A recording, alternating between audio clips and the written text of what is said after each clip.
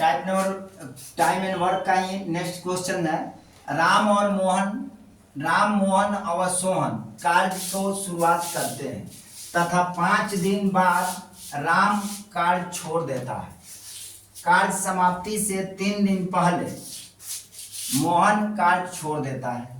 यदि वे क्रमशः 40, 50 और 60 दिनों में यानी दिन में अलग अलग इस कार्य को समाप्त कर सकते हैं तो पूरा कार्य कितने दिनों में समाप्त होगा। सिंपल सा सवाल है, थोड़ा सा चेंजिंग है सवाल, लेकिन बढ़िया सवाल है, बेस्ट सा क्वेश्चन है। इसमें एक छोड़ भी रहा है, एक काम समाप्त होने से पहले छोड़ रहा है, एक शुरुआती से छोड़ दे रहा है, कुछ दिन बाद कार्य करके छोड़ दे रहा है। बस यही दोनों में थोड़ा सा भिन्नता है, बाकी एक भिन्नता नहीं है। देखो यहाँ बता रहा है क्या कि 5 दिन बाद राम कार्य छोड़ देता है। 5 दिन बाद यानी 5 दिन करके आराम कार्य छोड़ दिया। कार्य समाप्त होने से 3 दिन पहले यानी इसमें पहले मोहन कार्य छोड़ दिया, यानी 3 दिन काम बाकी था तो इसको क्या कर दिया, काम को छोड़ दिया। यदि वे क्रमशः 40, 50 और 60 दिन में अलग अलग इस कार्य को समाप्त कर सकते हैं तो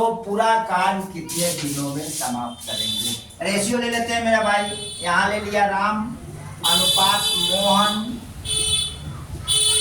अनुपात सोहन, तीनों ले लिया।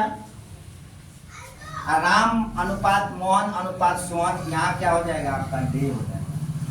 तो ये क्षमता हो जाएगा। डे कितने दिन में, राम 40 दिन में, 50 दिन में और ये 60 दिन में।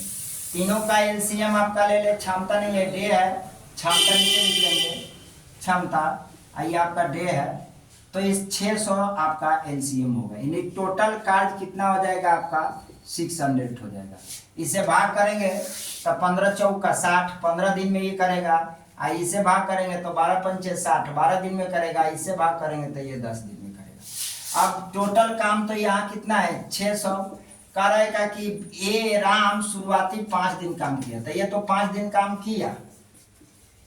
इसके बाद कर मान लेते हैं कि सोहन 3 दिन में काम कर रहा है कि शुरुआती 5 दिन काम किया, इसके बाद में 3 दिन काम समाप्त होने से 3 दिन पहले मोहन काम छोड़ दिया, यानी 3 दिन पहले। तो ये मान लो कि T समय में काम को खत्म कर रहा होगा तो T-3 समय में ये काम छोड़ दिया, काम T समय में खत्म हो रहा है तो ये T-3 दिन में पहले ही छोड़ दिया। मान लेते हैं कि काम को T समय में खत्म हो रहा है, माना कि काम T समय में क्या हो रहा है, खत्म हो रहा है तो T मान लिया। तो यहाँ क्या होगा 12 और T-3 plus 10 into T। Simple सी बात है, 15 पचे 75, यहाँ 75 लिख देंगे गुना कराकर, और यहाँ क्या हो जाएगा 600 plus 12T minus 12 36 plus 10T।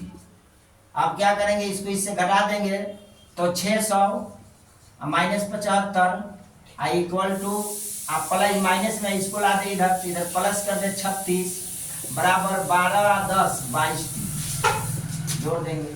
75 घटाएंगे या 300 इसको जोड़ देंगे, कितना इधर ले लेते हैं आपका 600 plus 36 minus 75 equal to 22T। अब ये कितना हो जाएगा 6 3 6 माइनस 75 इक्वल टू 22T। अब यहाँ से घटाएंगे तो 1 13 13 में से 5 गया 7 गया 7 6 13 561 इक्वल टू 22T। अब 561 बटा 22 इक्वल टू T। भाग लगा दो मेरे दोस्त, यही आंसर हो जाएगा। 561 में 22 से भाग लगा दो तो 22 दूना 44, ये 2 1 1 आ जाएगा। 22 पंचे 5 9 10 0 5 9 10 11 5 बार में 22 पंचे 5 9 10 0 5 9 10 11 कितना आ जाएगा 1 1 25 सही, यह 25 सही 11 बटा 2 22, यानी इसका कटेगा नहीं कटेगा तो ये 22 से 22 यहाँ 66 हो जाएगा। 22 दूना 44, 44 में 2 और यहाँ 1 6 बार में जाएगा, 6 दूना 12 के 2 6 दूना 12 के 13 ज़्यादा हो जाएगा तो 5 बार में 5 दूना 10 के 0 5 दूना 10 के 0 और 5 दूना 10 और 5 दूना 10 और 1 11। यहाँ तो मेरा 61 आएगा, ये तो ठीक है। 5 दूना 10 0 5 दूना 10 11 तो ये 1 हो जाएगा, यहाँ पर भी 1 हो जाएगा, 11 आ जाएगा, यानी 25 सही 11 बटा 22 इतना दिन में ये काम क्या होगा, खत्म होगा। ये आपका आंसर शो करेगा। ओके।